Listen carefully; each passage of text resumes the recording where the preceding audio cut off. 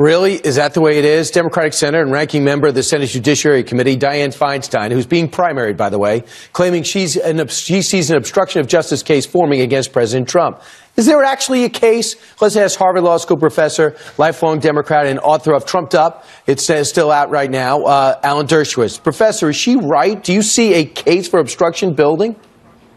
No, I don't, and I think if Congress ever were to charge him with obstruction of justice for exercising his constitutional authority under Article 2, we'd have a constitutional crisis.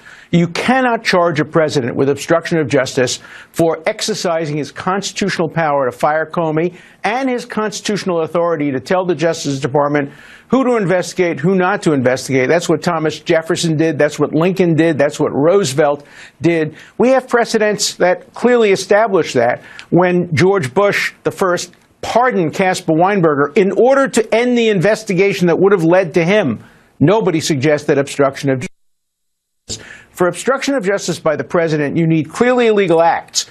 With Nixon, hush money paid, telling people to lie, destroying evidence. Even with Clinton, they said that he tried to influence potential witnesses not to tell the truth. But there's never been a case in history where a president has been charged with obstruction of justice for merely exercising his constitutional authority. That would cause a constitutional crisis in the United States, and I hope Mueller doesn't do that. And Senator Feinstein simply doesn't know what she's talking about when she says it's obstruction of justice to do what a president is completely authorized to do under the Constitution. So let me get specific. For example, going up to the chairman of the Senate Intelligence Committee and saying to Senator Burr, hey guys, can you wrap this up? Where are you at with this committee? Can you wrap this up quick? Is that obstruction?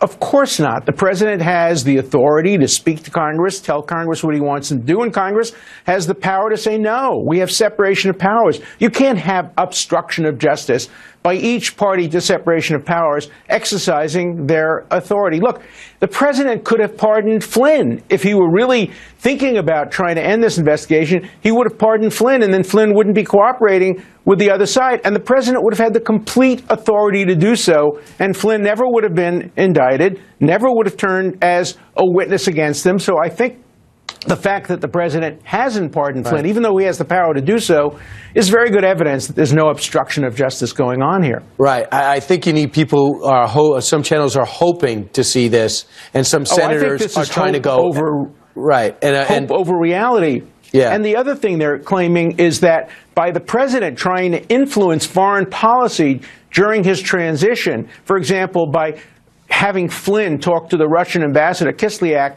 and say, please either vote against the UN resolution or delay the resolution. Somehow that's wrong. That was the right thing to do. Gotcha. I think he did absolutely the right thing by trying to stop the president lame duck from tying his hands. Professor. Thanks so much. Appreciate it.